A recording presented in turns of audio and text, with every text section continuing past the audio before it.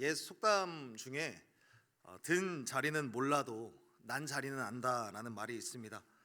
그러니까 이게 들어온 사람은 티가 잘 안 나는데 나간 사람의 빈자리는 크다라는 것이죠. 나간 자리는 안다는 것인데 그만큼 빈자리라는 것, 나갔기 때문에 생기게 된 이 빈자리라는 것은 사람에게 허전함과 어떤 상실감과 그리고 아픔을 주기에 충분하다라는 겁니다. 그리고 그 빈자리가 소중하면 소중할수록 우리에게 소중한 것을 잃어버리게 되면 그 빈자리에 대한 상실과 아픔을 경험하게 되는 것이죠. 그 빈자리가 사랑하는 사람이었다면 더더욱 큰 것이고, 하물며 반려동물이라고 할지라도 반려동물이 떠나간다면 그 상실감과 아픔은 이루 말할 수 없을 것입니다.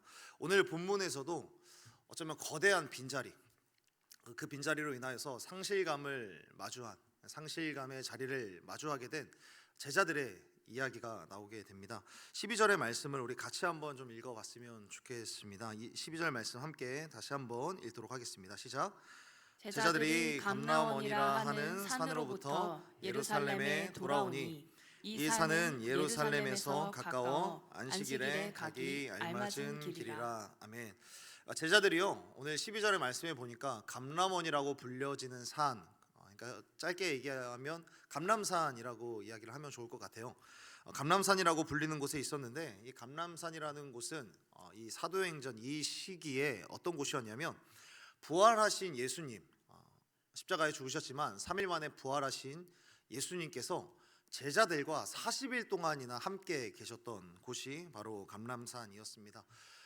제자들 입장에서 어떻게 보면 부활하신 예수님이 지금 나와 함께 40일 동안 함께 있다는 것은 그 자체만으로도 엄청난 용기가 되고 격려가 되는 시간이었을 것입니다. 왜 그러냐면 이 제자들은 예수님께서 십자가에 못 박혀 돌아가는 것을 현장에서 본 사람들입니다. 물론 나중에 그 십자가를 뒤로 하고 도망치긴 했지만 예수님께서 죽어가고 그리고 예수님께서 재판받는 과정들을 다 봤죠. 그런데 예수님께서 십자가에 못 박히시고 돌아가시는 걸 분명히 봤는데, 예수님께서 지금까지 살아 계시면서 가르치셨던 그 모든 내용들이 이루어지는 것을 경험하게 된 거예요. 그러니까 예수님께서 내가 3일 만에 이 성전을 허물고 내가 다시금 성전을 세우겠다라고 예수님께서 가르치셨던 내용, 그리고 내가 부활할 것이다 라는 그 내용들, 그리고 나는 부활이요 생명이니, 그러니까 말씀하셨던 그 모든 내용들이 제자들에게 있어서 예수님께서 지금까지 가르치셨던 내용이 진짜 사실이었구나, 이 하나님의 말씀이 진짜였구나 라는 것을 경험하고 난 이후의 일이니까 굉장히 기뻤을 것입니다. 특히나 여기에 모여있는 제자들 중에는 어떤 사람들도 있습니까? 예수님이 부활하셨음에도 불구하고 나는 예수님을 향한 믿음을 잘 못 지켰으니까 예수님과 어울리지 않는다라고 생각을 해서 고향으로 도망친 그런 사람들이 있었는데, 그리고 그 중에서는 또 예수님께서 십자가에 못 박히시기 전에 예수님을 부인했었던 그 사람들이 있었지만, 그럼에도 예수님께서는 끝까지 찾아오시고 추격하시고 그를 다시금 일으키셔서 격려하시고 40일 동안이나 그들과 함께 계시면서 하나님 나라에 대해서, 성경에 대해서 계속해서 가르치는 것뿐만 아니라 예수님께서 부활하신 영광스러운 육체를 가지고 이 제자들과 함께 거하는 시간들을 가지니까 제자들은 너무 기뻤을 것입니다. 그러니까 마치 40일 동안의 시간이 예수님이 자신들을 섬겨주시는 그런 수련회의 시간이 되었던 거예요. 방금 전에 기도했듯이 이제 3주 뒤에 1월 29일부터 31일까지 일청년부 여러분 꼭 기억하십시오. 1월 29일부터 31일까지 수련회가 있습니다. 일청년부 수련회가 있는데, 여러분 만약에 이 수련회 기간에 주 강사가 유주열 목사 같은 이런 목회자가 아니라 예수님께서 직접 오셔서 그 수련회를 진행해 주신다, 예수님께서 직접 3일 동안 주 강사가 되셔서 하나님의 말씀을 가르치시고 찬양을 들으시고 그리고 교제하신다라고 생각을 하면 여러분 어떨 것 같습니까? 난리가 나지 않겠습니까? 1청년부뿐만 아니라 2청년부들도 직장 퇴근하면 오지 않겠습니까? 물론 여러분들, 제가 강사기 때문에 여러분들이 오는 걸 기대하지는 않습니다. 그런데 정말 예수님께서 오셔서 우리들의 찬양을 다 들으시면서 정말 너의 찬양 너무 아름다웠어 격려해 주시고, 그리고 무엇보다 하나님의 말씀을 하나님이신 예수님께서 직접 하나님의 말씀, 우리는 읽어도 이해가 되지 않는 이 말씀들을 예수님께서 정승재 선생님보다 훨씬 더 탁월한 교수법으로 가르쳐 주실 때, 이게 저자 직강으로 가르쳐 주시는 거니까 얼마나 속속들이 다 기억되겠냐고요. 그러니까 제자들에게 있어서 이 40일 동안의 수련회는 너무 행복한 시간이었고 너무 신나는 시간이었습니다. 그런데 이런 신나는 시간과는 별개로 동시에 어떤 시간이었냐면, 감람산에서 예수님과 보냈던 이 40일의 시간은 제자들에게 있어서 당연히 은혜로운 시간이 되었겠죠. 은혜의 장소였고, 이 감람산이라는 곳은 제자들에게 있어서 정말 기적을 경험하는 장소였던 것이고요, 그로 인하여서 하나님의 영으로 충만해지는 그런 장소였던 겁니다. 사랑하는 여러분, 그래서 정말 여러분들에게 축복하고 싶습니다. 여러분 한 사람 한 사람에게도 제자들에게 허락되었었던 이 은혜의 장소, 성령으로 충만하게 되었던 이 감람산이 여러분들의 삶 가운데도 경험되게 되기를 예수님의 이름으로 축복합니다. 여러분에게도 정말 예수님과 살아있는 교제가 있고 말씀의 은혜가 있고 기도의 문이 열리고 하나님의 성령의 충만함이 경험되는 이런 은혜의 초소가 2026년도 가운데 반드시 있게 되기를 예수님의 이름으로 축복합니다. 만약 그것이 이미 있다면 그곳이 어디겠습니까? 온사랑교회가 여러분들에게 은혜의 초소가 된 줄로 믿습니다. 이 자리가, 청년부 예배가 여기에서 은혜 받는 이런 은혜의 장소로 여러분들 가운데 여긴 바 된 줄로 믿습니다. 물론 벌써부터 조는 분들이 가끔씩 보이는데, 여러분들 믿음이 연약하다기보다는 그냥 육체의 피곤함이니까 그런 분들뿐만 아니라 우리 모두가 다 은혜가 필요한 사람들 아니겠습니까? 그러니까 청년의 시기에 저와 여러분에게 허락된 이 감람산, 예수님을 만났던, 예수님의 은혜로 충만한 그러한 장소를 만나게 되는 것뿐만 아니라 그 장소를 소중하게 여길 줄 아는 저와 여러분이 되었으면 좋겠습니다. 정말 주님의 사랑으로 축복합니다. 여러분, 제가 여러 차례 말씀드리지만 있을 때 잘하셔야 되는 거예요. 있을 때 잘 하셨으면 좋겠습니다. 여러분, 이미 지났지만 특별 새벽 기도가 열렸을 때 한 자리를 차지하는 여러분들이 되었으면 좋겠습니다. 여러분들, 우리 모든 연약한 사람들을 위해서 교회가, 그리고 그 이전에 하나님께서는 우리 가운데 특별 새벽 기도라는 시간을 열어주신 거예요. 지난 한 주간 동안 특세가 있었는데 아쉽게도 참석하지 못한 여러분들을 위해서 3월에 또 준비가 되어 있습니다. 3월에는 반드시 그 자리를 소중히 여기시고 은혜의 감람산으로 만드시는 여러분이 되었으면 좋겠습니다. 또 주보를 보니까 이 청년부에서 제자반을 모집하고 있더라고요. 여러분, 복음을 배울 수 있는 기회가 왔을 때, 이 청년부 여러분 잘 들으십시오. 복음을 배울 수 있는 기회가 왔을 때 그 기회를 소중히 여기시고 그 기회를 붙잡을 수 있는 이 청년부 여러분들이 되기를 예수님의 이름으로 축복합니다. 감사합니다. 여러분, 은혜 받고 싶어도 청년부 예배가 없어서 청년들의 예배를 가지 못하는 사람들도 너무나도 많이 있고요, 새벽 기도 자체가 없어서 함께 기도하러 가자라고 이야기하는 사람도 없고 그런 때를 만나지 못하는 사람들도 많이 있는 거예요. 여러분, 얼마 전에 신의 악단이라는 영화가 개봉을 했습니다. 저도 본 적은 없는데 그 영화를 본 많은 청년 그리스도인들이 청년들이 인스타 스토리에다가 이런 피드백을 많이 남기는 것을 보게 됐습니다. 자유롭게 예배할 수 있는 나라에서 태어나고 신앙의 자유가 있는 곳에서 신앙생활을 할 수 있는 것이 얼마나 감사한가 라는 피드백을, 그걸 본 사람들이 다 그런 피드백을 남기는 거예요. 여러분, 진짜 그렇지 않습니까? 우리가 좋은 것을 누릴 때 좋은 줄 알아야 되는 거고요, 감사할 때 감사할 줄 알아야 되는 거, 기회가 왔을 때 붙잡을 줄 알아야 되는 거예요. 그런 기회가 왔을 때 소중히 여기고 붙잡는 것이 저와 여러분의 인생 가운데 하나님의 은혜를 더 크게 경험하는 그런 계기가 될 줄로 믿습니다. 여러분, 그런데 이렇게 사는 게 생각보다 쉬운 거를 좀 알아주셨으면 좋겠습니다. 생각보다 별거 없거든요. 돈 드는 것도 아니고 엄청난 에너지가 드는 것도 아닙니다. 좋은 때 좋은 줄 아는 거, 감사한 때 감사할 줄 아는 거, 이렇게 살아가기 위해서는 이것만 하면 되는 거예요. 이것부터 시작하면 되는 거예요. 따라서 해주시면 감사하겠습니다. 하나님 감사합니다. 하나님 감사합니다.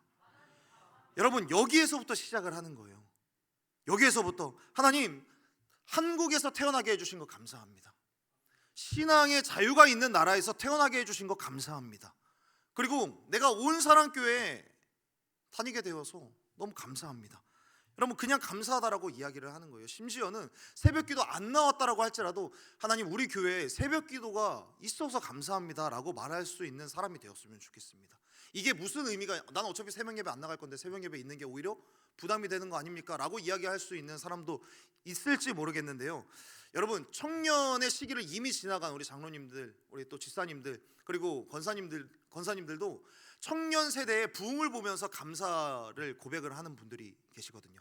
내 자녀가 은혜 받을 수 있는 청년들의 예배가 있다라는 사실에 감사하는 권사님들이 많이 있는 겁니다. 여러분 다윗이 자신이 직접 성전을 짓지는 못했어요. 그리고 성전을 지을 수 없다라는 것도 알고 있었습니다. 그런데 그럼에도 다윗은 뭘 했냐면 감사함으로 성전을 지을 수 있는 준비를 했습니다. 그리고 준비를 할 수 있다라는 것 자체가 그 기회를 주신 것만으로도 너무 소중히 여기고 감사히 여기면서 그것들을 다 준비를 하니까 누군가는 그 기회, 그 소중한 감사, 그것을 잘 물려받아서 솔로몬이 성전을 지었던 거예요.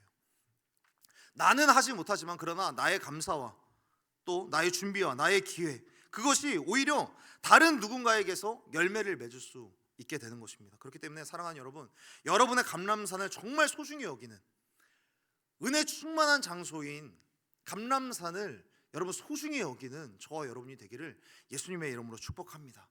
제자들은 이 감람산을 경험하게 된 거예요. 그런데 다시 한번 성경으로 돌아와서 너무 안타깝게도 이 영원할 것 같았던 예수님과의 이 수련회가 이 감람산에서의 시간이 끝이 나고 맙니다. 그리고 감람산에서의 시간이 끝을 내고 그들은 어디로 돌아오냐면 예루살렘이라는 도시로 돌아오게 됩니다. 그들이 예루살렘으로 돌아오게 된 가장 큰 이유는 예수님께서 감람산에서 하늘로 승천하셨기 때문이죠. 앞서 말씀드린 것처럼 반려동물만 빈자리를 내도 사람이 슬픈데 지금 제자들은 예수님과 40일 동안, 아니 그 이전에 훨씬 더 긴 시간 동안 예수님과 시간들을 같이 보냈는데 이제 예수님께서 정말 승천을 하셨어요. 승천하신 이후에 난 빈자리, 예수님이 떠나간 그 빈자리를 경험한 제자들은 얼마나 큰 상실감을 누렸겠냐고요. 그 빈자리에 대한 두려움과 또 아쉬움은 그러니까 우리들이 생각하는 것보다 훨씬 더 컸을 것입니다. 그리고 거기다가 예수님께서 승천하시기 전에 내가 감람산에서 승천하고 난 뒤에 너희는 어디로 가 있어라? 예루살렘으로 가 있어라 라고 이야기를 하시는 거예요. 너희들은 예루살렘으로 가서 예루살렘을 떠나지 말라라고 말씀을 합니다. 사랑하는 여러분, 감람산이 은혜의 자리였다면 예루살렘은 어떤 자리냐면 고난의 자리였던 거예요.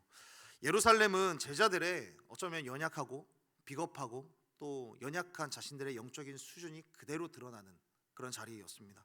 스스로 자신들의 비겁함과 탐욕적인 모습들, 그런 모습들이 적나라하게 드러난 곳이 어디냐면 예루살렘이었던 거예요. 왜냐하면 베드로가 예수님을 직접 부인했었던 장소가 예루살렘이었고요. 그리고 예수님이 십자가에 못 박혀 돌아가실 때에도 예수님을 버리고 도망갔던 곳도 예루살렘.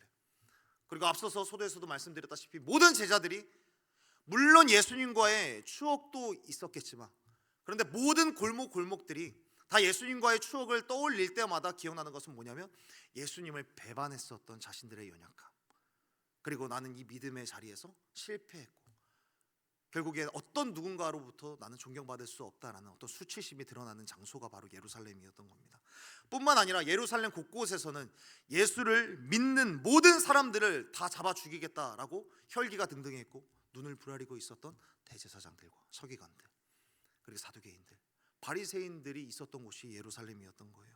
그러니까 제자들에게 있어서 예루살렘이라고 하는 이 도시는 영적인 실패의 자리이자 그리고 사람과 세상에 대한 두려움이 남아있는 자리였습니다. 그런데 12절 말씀에 뭐라고 써있냐면 감람산에서 예루살렘까지의 거리가 나와 있는데요, 감람산에서 예루살렘까지의 거리, 눈으로 보기에는 나와 있지 않는데요, 여기에서 이렇게 말씀하고 있습니다. 가까워서 안식일에도 걸을 수 있는 거리였다라고 이야기를 합니다. 여러분, 율법에 뭐라고 써있냐면 안식일에 걸어 다닐 수 있는 거리에 대해서 제한을 하고 있어요. 안식일은 어떤 것도 할 수 없는 날이었어요. 모든 유대인들이 안식일에는 어떤 것도, 심지어는 지금도 엘리베이터 버튼조차 누르지 못하는 유대인들이 지금도 살아 있습니다. 그러니까 이때에는 이 율법대로 기록되어 있는 그 거리까지만 걸어 다닐 수 있는 게 유대인들이었어요. 그런데 걸어 다닐 수 있는 거리가 어느 정도였냐면 2000규빗이었습니다. 2000규빗이라는 것은 912m가 되는 거예요. 여러분 혹시 여기 교회에서 신동 수변공원까지 걸어갔다 와보신 분 혹시 있으십니까?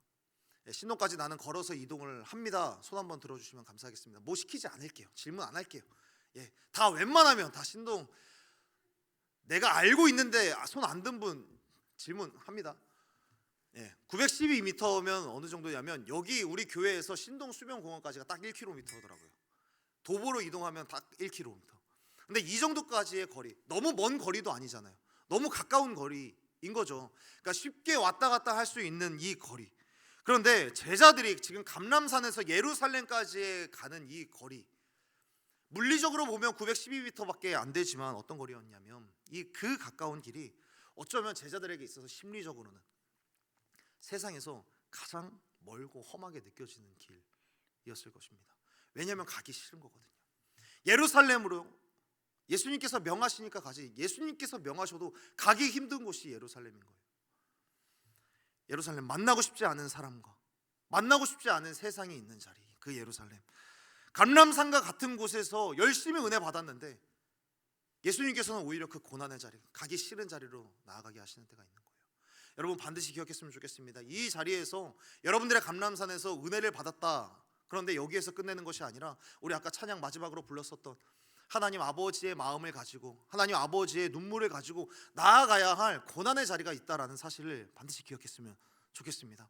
감람산에서 은혜 받고 예수님께서는 굳이 예루살렘으로 가라라고 말씀하고 있습니다.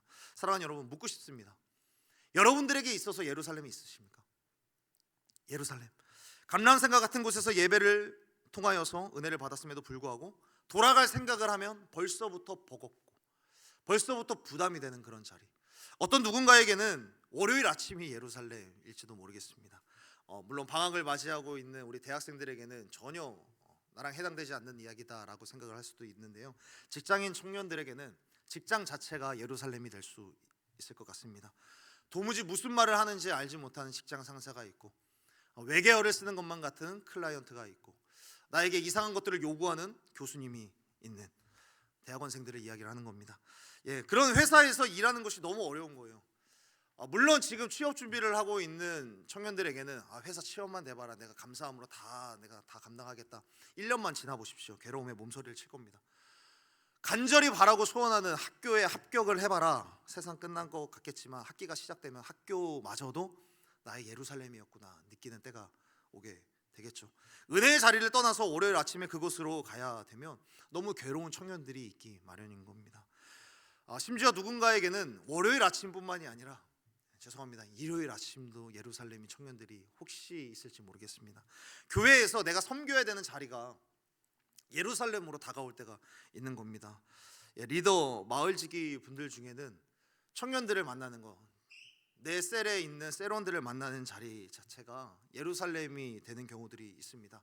혹시 모르니까 여러분들 카톡을 들어서 작년의 리더, 작년의 마을지기 분들한테 이렇게 카톡 한번 보내보시겠어요? 제가 예루살렘이었나요? 혹시 제가, 여러분 눈치 있는 리더, 눈치 있는 마을지기 분들은 아니야, 너 때문에 내가 너무 힘이 났어 라고 이야기를 하셔야 됩니다. 야, 딱 너였어. 야, 네가 예루살렘이었다. 내가 너 때문에 작년에 얼마나 힘들었는지 몰라 라고 이야기를 하시면은 골치 아파집니다. 교회에서 섬기는 자리가 예루살렘인 사람들이 너무 많이 있는 거예요. 찬양팀을 섬기는데 물론 기쁨으로 하고 싶은데 내 자체가 은혜가 없고 좀 지치게 되는 경우들이 분명히 있지 않겠습니까? 찬양팀 섬기는 게 너무 힘들고, 여러분 물론 그럴 수 있습니다. 왜냐하면 우리 교회 또 특성상 토요일 새벽부터 열심히 하루 종일 교사로 섬기고 주일 오전에 또 교사로 열심히 섬기다가 예배를 드리면 당연히 예배 시간에 집중하지 못하는 그런 경우들도 많이 있고, 그러다 보면 그냥 지나치면 되는데 예배 시간에 집중하지 못한 내 자신이 또 한심해 보이기도 하고, 그래서 또 이러한 모습을 보고 또 한두 마디 하는 사람들의 말 때문에 또 상처를 받아서 힘들고, 그래서 또 내 죄가 많아서 힘들고, 사실 어쩌면 우리 모두는 우리의 인생 속에서 저마다의 예루살렘을 다 가지고 있는지 모르겠습니다. 예루살렘을 다 가지고 있고요. 그 예루살렘을 바라보면서 또 생각하면서 묵상하면서 우리들은 동시에 두려움과 불안을 묵상을 하게 되는 거예요. 그리고 무엇보다 그곳에서 분명히 지금 이 예배를 통하여서 또 내 저마다의 감람산에서 은혜가 충만하여서 예수님이 내 옆에 계시는 걸 느끼는데 예루살렘만 내려가면 예수님의 빈자리가 너무 크게 느껴지는 거예요. 분명히 예수님 내 옆에 있었던 것 같은데 왜 예수님 안 계신 것 같지? 예수님과 분명히 뜨거운 사랑을 나눈 건 맞는데 예수님이 없는 것 같은 시간을 마주한다고요. 제자들에게 있어서 예루살렘은 예수님의 빈자리가 너무 크게 느껴지고, 특별히 은혜의 시간이 끝난 것처럼 영적인 빈자리가 크게 느껴지는 그런 장소였던 것입니다. 그런데 주님께서는 이 제자들, 빈자리, 어떤 상실의 자리 가운데서 아픔을 느끼고 또 허전함을 느끼고 또 불안함을 느끼는 이 제자들에게 이 빈자리를 채우시는 은혜를 베풀어 주시기를 시작을 하시는데, 예수님께서 이 빈자리, 상실의 자리를 채우는 그 길에 대하여서 예수님께서 말씀하시는데 뭐라고 말씀을 하시냐면, 그것이 무엇인가? 두 가지만 한번 생각을 해봤으면 좋겠습니다. 우리 12절에서 13절의 말씀을 한번 읽어봤으면 좋겠습니다. 우리 12절과 13절의 말씀 같이 한번 읽어보도록 하겠습니다. 시작. 제자들이 감람원이라 하는 산으로부터 예루살렘에 돌아오니 이 산은 예루살렘에서 가까워 안식일에 가기 알맞은 길이라. 들어가 그들이 유하는 다락방으로 올라가니 베드로, 요한, 야고보, 안드레와 빌립, 도마와 바돌로메, 마테와 및 알페오의 아들 야고보, 셀로신 시몬, 야고보의 아들 유다가 다 거기 있어. 아멘. 여기 13절의 말씀에 보면 도망치고 달아났었던 모든 제자들이 가룟 유다를 빼고 지금 11명이 다 돌아왔습니다. 완전체가 돼서 빠진 사람 아무도 없이 돌아왔는데, 이 사람들이 예루살렘으로 돌아온 장면을 통해서 우리들은 굉장히 중요한 걸 배우는 거예요. 모든 사람들이에요. 모든 제자들이 다 돌아왔습니다. 다 그냥 예루살렘으로 단번에 돌아왔습니다. 여기에서 중요한 걸 배우는데, 여러분 따라서 해주시면 감사하겠습니다. 빈자리를 채우고 싶다면 단순하게 순종을 결단해야 한다. 다시 한번 외쳐보겠습니다. 빈자리를 채우고 싶다면 단순하게 순종을 결단해야 한다. 여러분, 단순하게 순종을 결단할 수 있어야 되는 거예요. 12절 말씀에 보면 제자들이, 그러니까 이게 길지 않아요. 부연 설명이 길지 않아요. 예수님께서 승천하시고 나서 제자들이 그냥 예루살렘으로 내려왔다라고 이야기를 합니다. 예수님께서 예루살렘을 떠나지 말고 그리로 돌아가라 말씀하셨기 때문에 제자들은 가는 것이 너무 불안하죠. 너무 어려운 거예요. 너무 버거운 자리가 될 것 같은 거예요. 그럼에도 불구하고 어렵지만 그냥 돌아가는 거예요. 여러분, 순종은 감정과 상관없이 하는 겁니다. 감정이 순종을 이끌고 가면 안 되고요. 순종하면 감정이 따라오게끔 여러분들의 감정을 컨트롤할 수 있으셔야 합니다. 여러분, 예수님께서 살아계시는 동안에 제자들과 이런 일들이 있었죠. 제자들이 밤새도록 그물을 깃습니다. 그물을 던지는데 한 마리도 건지지를 못하는 거예요. 그때 예수님께서 나타나셔서 깊은 곳에 가서 그물을 던져라 라고 말씀을 하십니다. 이 내용 다 아시죠? 이런 내용들이 여러분들에게 일어났다라고 생각을 해보십시오. 내가 밤새도록 열심히 공부를 했는데, 야, 이 페이지 펴봐 라고 이야기를 한다면, 이 페이지 한번 봤어요 라고 이야기하지 않겠습니까? 저는 너무 연약해서, 예수님은 목수잖아요. 평생을 그냥 망치랑 못이랑 씨름했는데 나는 평생을 이 바닷가에서 살았어요. 나 평생을 물고기 잡았어요. 제가 하물며 이거 못하겠습니까? 그리고 밤새도록 저곳 예수님께서 가르쳐준 그 포인트 갔다 와봤어요. 저라면 이렇게 얘기를 할 것 같습니다. 그런데 베드로도 그런 마음이 없었던 건 아니었습니다. 뭐라고 이야기를 하냐면, 주여, 제가 밤이 새도록 그물을 던졌는데 잡은 게 없습니다 라고 이야기를 하는 거예요. 여러분, 우리도 그렇지 않습니까? 왜 그렇습니까? 라고 꼭 이야기를 하게 되잖아요. 뭘 주문을 하면, 뭘 이야기를 하면, 저 이것 때문에 좀 힘든 것 같은데 이야기를 하게 되거든요. 궁시렁궁시렁 거리게 되는 거죠. 그런데 베드로는 어떻게 하냐면, 제가 밤새도록 그물을 길어봤는데 이렇게 이야기를 하고 나서 어떻게 합니까? 그렇지만 제가 말씀에 의지하여 가서 그물을 내리겠습니다 라고 이야기를 하는 거예요. 여러분, 이게 제자들의 힘인 겁니다. 궁시렁궁시렁 되기는 하지만, 이유가 많지만, 안 되는 거 알고 있지만 근데 해보는 거예요. 오늘 본문도 마찬가지죠. 예루살렘으로 가면 어려운 거 분명히 뻔히 아는데 그냥 가는 거예요. 제가 3년 전에 저희 교회 온사랑교회 청년부를 부임하고 났을 때 정말 놀랍고, 한편으로 여러분들을 믿게 되고 여러분들을 좀 존경하게 되는 한 부분이 있었는데, 그게 뭐였냐면, 새벽기도 갑시다 라고 이야기를 하면요, 일단 거절부터 해요. 안 가요, 안 가. 하루가 다 망가져요. 저 직장 다니요, 저 학교 가야 돼요 라고 이야기를 합니다. 물론 시도해 봤겠죠, 경험해 봤겠죠, 여러분들만의 데이터가 다 쌓였겠죠. 이때 내가 새벽 예배 가면은 새벽 예배 가는 것도 좋긴 한데 하루가 망가지더라, 경험이 쌓였을 겁니다. 그런데 토요일 청년팀 특송하는 날, 여러분 특세 마지막 토요일에 청년팀 특송하는 거 알고 계시죠? 예, 특세에 관심이 없는 분들 조금만 좀 힘을 내어 주시고요. 예, 다음에 3월에도 또 준비가 되어 있으니까 꼭 기억하십시오. 예, 특세 마지막 날에는 청년들이 특송을 하게 됩니다. 다들 좀 어렵다, 힘들다라고 이야기를 하는데 특송하는 날에는 30명, 40명이 되는 청년들이 나와서 특송을 하게 되는 거예요. 어제도 마찬가지였던 거고. 여러분 출근해야 하는 거 알고 있고 직장 다니는 거 알고 있습니다. 그리고 직장 월요일부터 금요일까지 다니느라가 너무 피곤해서 토요일날 새벽에 나오는 거 너무 무리가 되는 거 알고 있고, 또 그 중에는 청년들이 그래도 새벽기도 가보겠다라고 새벽기도 왔는데 너무 무리를 한 건지 중간에 새벽 예배 시간에 중간에 쓰러져 가지고 주중에 소고기 먹고 철분 채우고 그런 청년들도 있고, 처음에는 말은 안 간다라고, 그러니까 포기한 것을 이야기는 하지만 그러나 마음으로는 다 결단하고 시도해 보는 거. 그러니까 이런 모습을 보면서 이 시대에도 이런 청년들이 있구나라는 것에 대해서 정말 감사하고 정말 존경하게 되었던 것 같아요. 그러니까 진짜 믿고 그냥 진짜 따라오고 너무 순수하고 단순하게 순종을 하는 부분들이 여러분들 가운데 여러분들 스스로도 모르는 것 같지만 있다라는 거예요. 그리고 더 중요한 건 그런 청년들을 하나님이 쓰시는 걸 보게 될 때마다 얼마나 놀라운지 모릅니다. 사랑하는 여러분, 하나님은 정말 단언컨대 탁월한 사람을 쓰시지 않습니다. 단순하게 순종하는 사람을 하나님께서는 사용하시는 겁니다. 화려하고 능력이 많은 사람이 아니라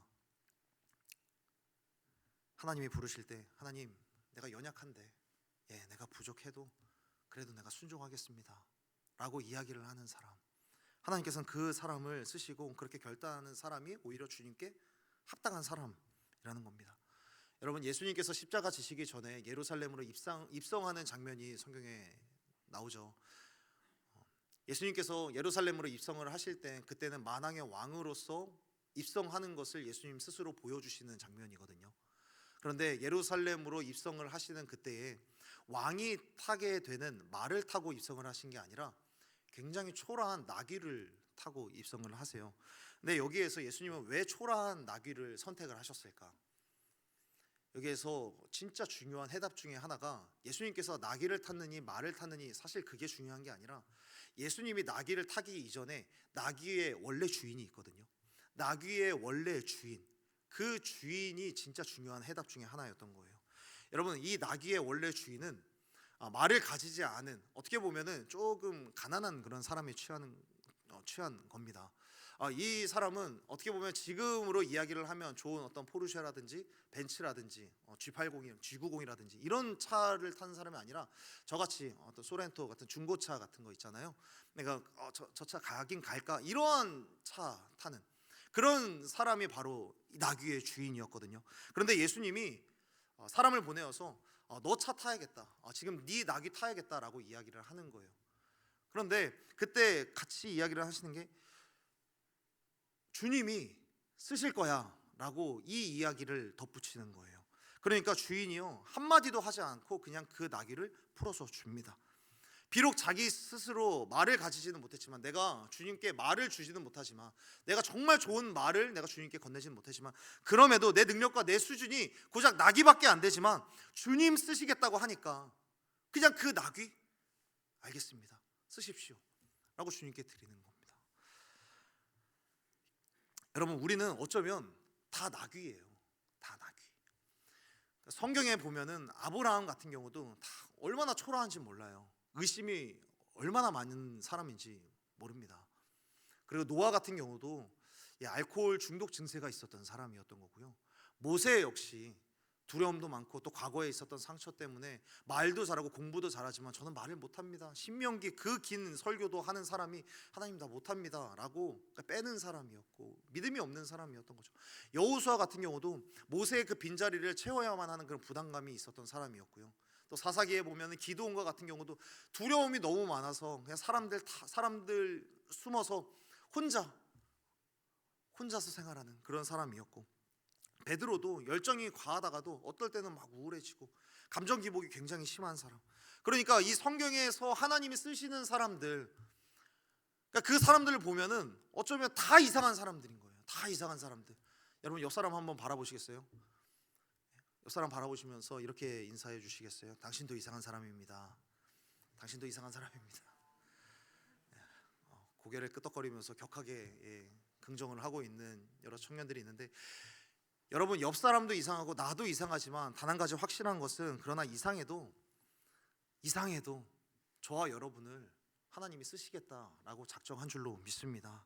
하나님이 이상한 나를 쓰시기 위해서는 우리들이 한 가지 해야 될 것, 단 한 가지, 그게 뭐라고요? 단순하게 순종하면 되는 거예요. 단순하게 순종하는 거. 예루살렘으로 돌아가라. 그러면은 돌아가면 되는 거예요. 이제 말씀 읽자 하면 말씀을 읽으면 되는 겁니다. 복음의 내용을 좀 같이 공부하자. 그럼 제자만 들어가시면 되는 거예요. 야, 이제는 우리가 함께 모여서 좀 기도하자. 기도하면 되는 거예요. 기도의 입술을 내가 열기가 너무 어렵습니다. 무엇을 이야기해야 될지 모르겠습니다. 그러면 그냥 기도의 자리에 앉아 있으면 되는 겁니다. 그냥 버티면 되는 겁니다. 하나님은 그런 단순한 순종, 그런 절박한 마음을 하나님께서는 보시는 것이죠. 여러분, 순종은 언제나 제사보다 낫고, 하나님을 향한 단순함은 언제나 화려함보다 훨씬 더 나은 줄로 믿습니다. 저는 여러분의 마음이, 여러분의 생각이 조금은 단순해지기를 예수님의 이름으로 축복합니다. 사단은, 악한 영은 저와 여러분의 마음 가운데 계속해서 복잡하게 할 거예요. 순종하면 안 되는 여러 가지 이유들을 우리 가운데 막 생각나게 하실 거예요. 야, 이것도 신경 써야 되고, 야, 이것도 중요한데, 야, 너 저 사람 눈치 봐야 되는데, 야, 너 이거 순종하면 너의 인생이 꼬일 것 같은데. 사랑하는 여러분, 사단의 이런 게임 가운데 넘어가지 않는, 이런 복잡하고 산만하게 하는 악한 영들은 나사렛 예수의 이름으로 명하노니 떠나갈지어다. 오히려 저와 여러분들을 단순하게 하고 선명하게 하는 하나님의 음성이 들리게 되는 저와 여러분이 되기를 예수님의 이름으로 간절히 소원하고 축복합니다. 단순하고 선명하게, 제자들처럼 너무 어려운 자리지만 예루살렘으로 돌아가는 그런 저와 여러분이 되기를 예수님의 이름으로 축복합니다. 빈자리를 채우는 두 번째 은혜는 무엇인가? 14절의 말씀을 함께 읽어봤으면 좋겠습니다. 우리 14절 말씀 함께 읽도록 하겠습니다. 시작. 여자들과 예수의 어머니 마리아와 예수의 아우들과 더불어 마음을 같이하여 오로지 기도에 힘쓰더라. 아멘. 우리 따라서 해주시면 감사하겠습니다. 빈자리를 채우고 싶다면 한 마음으로 기도에 전념해야 한다. 조금만 더 믿음을 가지고 외쳐주시면 감사하겠습니다. 다시 한번 외쳐보도록 하겠습니다. 빈자리를 채우고 싶다면 한 마음으로 기도에 전념해야 한다. 14절 말씀을 보면 제자들이 예루살렘으로 돌아와서 기도에 힘썼다, 기도에 전념했다라고 기록하고 있습니다. 예수님께서는 사도행전 1장 4절에서 이렇게 말씀하셨거든요. 예루살렘으로 돌아가서 약속한 성령을 기다려라. 여러분, 여기에서 기도해라라는 말이 없어요. 그냥 약속한 성령을 기다려라 라고 했는데, 제자들은 이 기다리라고 하는 말을 당연히 기도해라 라는 말로 듣고 받아들이고, 그리고 기도하기를 시작을 했던 거예요. 여러분, 제자들이 단순하게 순종을 하면서 동시에 있었던 것이 뭐냐면, 기도의 능력에 대한 신뢰가 있었습니다. 기도의 능력, 이렇게 기도하면 되지, 하나님 앞에 기도하면 되지, 하나님을 구하면 되지 라는 그런 마음이 있었습니다. 중요한 건 그들이 앞서 말한 것처럼 빈자리가 있는 예루살렘이었지만 그 예루살렘에서 기도했고요, 빈자리가 있는 예루살렘이었지만 그곳에서 기도할 때 성령의 충만을 경험했다는 사실입니다. 사랑하는 여러분, 상실의 자리가 있다는 것, 빈자리가 있다는 것은 반대로 역설적으로 이야기를 하면 하나님께서 채워주실 만한 자리가 있다는 거예요. 여러분, 내 마음 가운데 두려움이 있습니까? 그 두려움이 있다는 것은 뭐냐면 내 마음을 아직 담대함으로 바꿔주실 만한 여지가 있다는 거예요. 내 마음 가운데 어떤 어두움이 있습니까? 하나님께서 빛으로 채워주실 만한 여지가 있다는 거예요. 여러분, 하나님께서 우리 가운데 그 빈자리와 두려움과 어두움들을 하나님의 빛으로, 하나님의 능력으로 채워주실 것을 기대하고 기도할 줄 아는 저와 여러분이 되기를 예수님의 이름으로 축복합니다. 주님께서는 왜 예루살렘으로 그럼 돌아가게 하셨을까? 여러분, 이상하지 않습니까? 성령을 받아라. 사실 더 중요한 것은 성령의 충만을 받는 거잖아요. 제자들이 성령의 충만을 받고 하나님 예수님께서 맡기신 그 사명을 감당하는 것, 성령의 충만 받으면 다 되는 것이고, 그러니까 예루살렘이 그렇게 중요한 건 아니거든요. 그런데 예수님께서는 예루살렘으로 돌아가라고 말씀하세요. 나사렛으로 돌아가라라고 하실 수도 있고요, 베들레헴으로 가라라고 말씀하실 수도 있어요. 왜냐하면 예수님도 제자들이 예루살렘을 어려워하는 걸 아니까, 예루살렘 가면 너가 너무 힘들 걸 아니까 그곳을 피하고 사람이 많이 없는 나사렛 같은 그런 시골 동네, 그곳에 가면 너희들이 더 좋겠다. 그곳에서 성령을 기다려. 성령 하나님은 어디에서든지 가실 수 있으니까 거기에서 성령을 기다려 라고 하실 수 있는데, 예수님께서는 굳이 제자들이 어려워하고 있고 버거워하는 예루살렘으로 보내시면서 거기에서 기도하게 하시는 거예요. 여러분, 그 이유가 무엇일까? 여러분, 성령 충만을 위해서 우리가 가장 먼저 해야 되는 것은 뭐냐면, 제자들이 마주했던 것처럼 어떤 실패와 두려움, 우리 영혼의 빈자리를 직면해야만 오직 하나님을 의지해야만 하는 거구나, 이거를 갖추게 되잖아요. 그렇지 않습니까? 내가 내 힘으로 시도해서 내 힘으로 다 이뤄갔어요. 그러면 하나님 의지하겠냐고요? 내가 내 힘으로 해봤더니 다 되네. 내 능력으로 내 인맥으로 뭔가를 해보니까 다 스무스하게 다 일이 진행이 되네. 여러분, 이런 사람이 진짜 오직 하나님만을 의지하면서 살아가는 인생이 될 수 있겠습니까? 예수님께서 굳이 제자들을 예루살렘으로 보내신 이유는 네가 거기에서 진짜 실패를 맛보고 다시 한번 버거운 자리, 그 자리를 마주해야만 네가 나를 진짜 의지할 수 있지 않겠냐, 그러면서 성령을 구할 수 있지 않겠냐, 그거를 예수님께서는 원하시는 겁니다. 하나님의 은혜가 아니고서는 내가 한 걸음도 갈 수 없다라는 그 마음을 알게 하기 위해서, 내 영혼이 주님 없으면 폐허라는 것을 알게 하기 위해서, 그 겸손한 마음을 가진 사람만이 하나님만을 의지하는 마음을 가질 수 있기 때문에, 그러한 사람만이 하나님께만 집중하는 마음을, 그런 믿음을, 성령을 향한 목마름과 절박함과 굶주림을 가질 수 있는 사람이기 때문에 굳이 실패의 자리로 나아가게 하시는 거라는 거예요. 그렇기 때문에 사랑하는 여러분, 여러분들을 저주하는 것이 아니고요, 오해하지 않으셨으면 좋겠습니다. 저는 개인적으로 여러분들이 드리고 있는 이 예배의 자리가 어느 정도는 절박함과 굶주림이 있는 예배가 되기를 간절히 바라고 소원합니다. 여러분들이 이곳에 와서 영혼의 허기를 좀 느꼈으면 좋겠어요. 내 힘으로 할 수 있는 게 없구나. 일주일 동안 내 힘으로 살아가 보니까 다 예루살렘이구나. 견딜 수 있는 시간들이 없구나. 내가 주님을 더 의지해야 되는구나. 정말 절박하게 이곳에 와서 하나님 앞에 무릎 꿇을 수 있는 자리가 되었으면 좋겠습니다. 그러면 뭐가 변하냐면 기도가 변하겠죠. 그러면 우리들의 입에서 나오는 기도의 소리가 달라질 것이고요, 기도의 음성이 달라질 겁니다. 옆 사람의 기도를 들으면서 좀 무서워해야 돼요. 이상해 여겨야 돼요. 저 사람은 왜 기도하는데 왜 짐승 소리를 내지? 절박하구나. 하나님 앞에 저렇게 울부짖지 않으면, 저렇게 부르시지 않으면 도무지 기도가 안 되는구나. 그만큼 절박하구나. 그 사람을 향하여서 충보기도도 해주고, 이 자리가 저와 여러분 가운데 어떤 절박함과 굶주림을 느껴서 하나님 앞에 정말 간절히 기도할 수 있는 그런 기도의 자리가 되었으면 좋겠습니다. 절박하고 굶주린 양처럼 하나님을 향해서 집중하는 그런 마음이 있어야 되는 거예요. 그러면 그 굶주린 사람은, 그렇게 깨어진 사람은, 그렇게 성령을 기다리는 사람은 결코 무너지지 않을 줄로 믿습니다. 그런 사람이 기도의 문을 여는 겁니다. 기도의 문을 열면서 순종하는 사람, 예루살렘에 돌아가 성령의 충만을 받는 그런 사람이 되기를 예수님의 이름으로 축복합니다.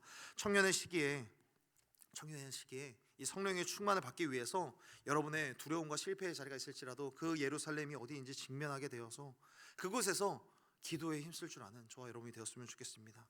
여러분, 너무나 많은 청년들이 어떤 예배 안에서 어떤 영적으로 어떤 침체를 느끼고 또 영적인 패배를 느끼게 되면 가장 먼저 하는 게 공동체에 대해서 생각을 해요. 공동체를 옮겨야 하나, 어떤 도피처를 만드는 그런 일들이 좀 있습니다. 다 내려두고 다 그만두려고 하죠. 그런데 여러분, 그때 정말 해야 하는 행동은 다 피하고 다 도망가고 그것이 아니라 그럴 때일수록 더 예배하고 그럴 때일수록 더 기도에 전념해야 되는 겁니다. 그러면서 약속하신 성령을 기다리는 겁니다. 그리고 굉장히 중요한 게 있는데요, 오늘 14절 말씀에 보면 13절부터 14절 말씀에 보면은 이렇게 이야기를 하는 거예요. 여러 인물들이 나오죠. 여러 인물들이 나오고 여러 인물들과 모든 문장을 붙이면 정말 간단하게 이런 내용이 완성이 됩니다. 그들이 모두 마음을 같이하여 오로지 기도에 힘쓰더라 하게 되는 거예요. 무슨 말이냐면 혼자 하는 게 아니라는 거예요. 혼자 직면하는 게 아니라는 거예요. 지금 제자들이 함께 모여서 함께 기도를 하고 있고요.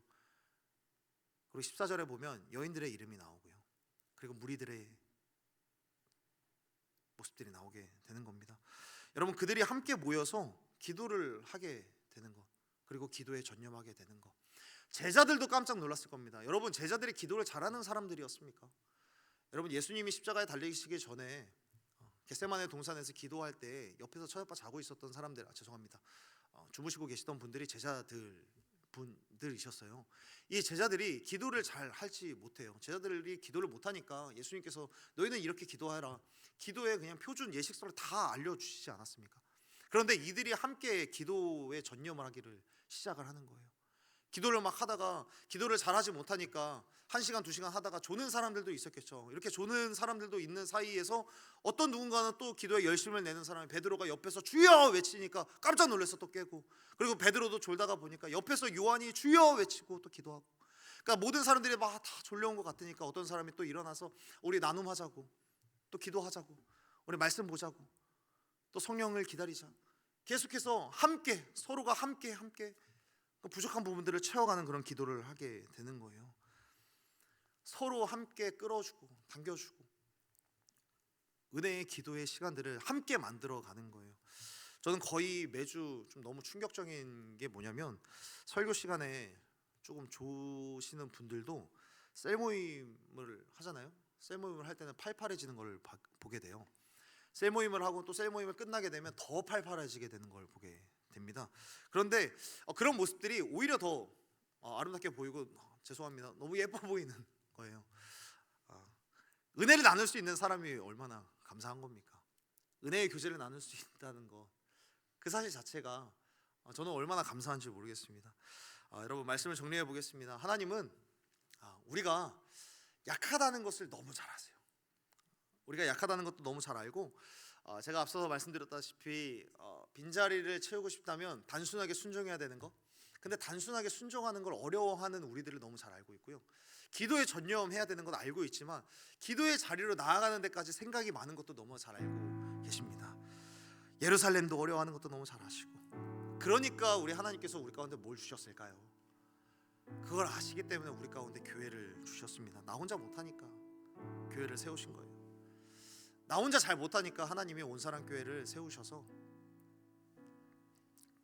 청년 예배를 세우시고,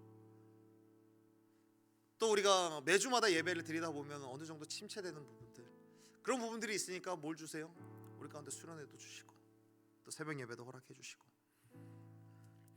우리 하나님께서 이 자리를 만드신 거는 물론 하나님이 영광 받으시기 위해서 우리를 지으셨지만, 더 중요한 것은 우리가 혼자서 못하는 사람이라는 것을 너무 잘 아시기 때문입니다. 얼마 전에도 이런 말씀 드렸던 것 같습니다. 혼자서 신앙생활 잘하는 사람 없습니다. 온라인으로 예배를 드리시는 분들 중에요, 특별한 사정이 있거나 몸이 정말 아파서 어쩔 수 없이 드리시는 분들 제외하고, 그냥 교회 안 다니고 나 그냥 하나님 앞에서 나 혼자서도 신앙 잘 지킬 수 있어 라고 생각하시는 분들, 클로즈업 좀 해주시겠어요? 돌아오셔야 됩니다. 돌아오셔서 이 자리 한 자리들을 좀 채워갈 수 있는 온라인 예배자들이 되기를 예수님의 이름으로 축복합니다. 여기 앉아 계신 분들도 마찬가지로요. 나 혼자서 신앙생활 할 수 있다. 셀 모임 하는 사람들과의 관계가 좀 어려워요. 아니요. 그 사람 때문에 다른 분들이 더 어려워하거든요. 그럼에도 불구하고 여러분들을 위하여서, 그 한 사람을 위해서 희생할 준비가 되어 있는 분들이 우리 온사랑교회 아니겠습니까? 혼자서 신앙생활 할 수 있다라는 것은, 이거는 잘못된 생각뿐만 아니라 이건 너무 큰 오만입니다. 한 몸에 여러 지체가 있는데 팔만 가지고 어떻게 모든 일들을 다 할 수 있겠고, 다리만 가지고 어떻게 모든 일들을 다 할 수 있겠습니까? 반대로 이런 이유로 교회를 떠나시는 분들도 계세요. 내가 너무 못나서 다른 사람한테 좀 민폐를 끼치는 것 같다. 내가 공동체를 가면은 분위기를 내가 좀 망치는 것 같고, 또 다른 사람들이 오히려 힘들어하는 것 같아. 여러분, 이렇게 자기 스스로를 평가하고 자기 스스로를 단정짓는 것 자체도 너무 큰 오만함입니다. 하나님께서 나를, 그리고 나를 통하여서 우리 공동체를 변화시키실 그 하나님의 일들을 내 스스로 단정짓는 것, 이건 역시도 너무 큰 교만이라는 것을 꼭 기억했으면 좋겠습니다. 내가 나의 가치를 단정지을 수 있는 그 생각들, 그런 것들을 버려두고 자신을 평가하지 않게 되는 하나님의 사람이 되기를 예수님의 이름으로 축복합니다. 주님은 말씀하세요. 내가 너를 너무나도 잘 알고 있다. 너의 연약함을 알기 때문에 내가 너를 위해 이 교회를 보냈고, 내가 너의 은사를 알기 때문에 내가 너를 통해서 교회를, 특히나 온사랑 교회를 세울 것이다 라고 말씀하고 있습니다. 사랑하는 여러분, 저는 여러분이 2026년 한 해를 지나면서 하나님의 소중한 동역자들을 만나게 되고 하나님의 사람을 만나게 되고, 그래서 그들과 함께 한 마음으로 기도하는 은혜가 있게 되기를 예수님의 이름으로 축복합니다. 그리고 그들과 함께, 나 혼자서는 예루살렘으로 나아가는 게 너무 힘들지만 함께 걸어갈 수 있는, 함께 그 버거운 자리로 나아갈 수 있는 그 사람을 꼭 만나게 되기를, 특히나 이 교회 안에서 만나게 되기를 예수님의 이름으로 축복합니다. 하나님이 보내주신 사람들과 단순하게 순종할 수 있게 되기를 예수님의 이름으로 축복합니다. 우리의 교회는 여러분 반드시 기억하십시오. 연약한 나를 위해서 하나님이 허락해 주신 최고의 선물인 줄로 믿습니다. 우리 옆 사람에게 인사합시다. 당신은 나의 선물입니다. 저보고 하지 마시고요, 옆 사람을 보고 해주세요. 옆 사람을 보고 다시 한번, 당신은 나의 선물입니다. 다시 한번요, 당신은 나의 최고의 선물입니다. 우리 함께 찬양하며 기도했으면 좋겠습니다. 나를 이곳에 부르신 이유,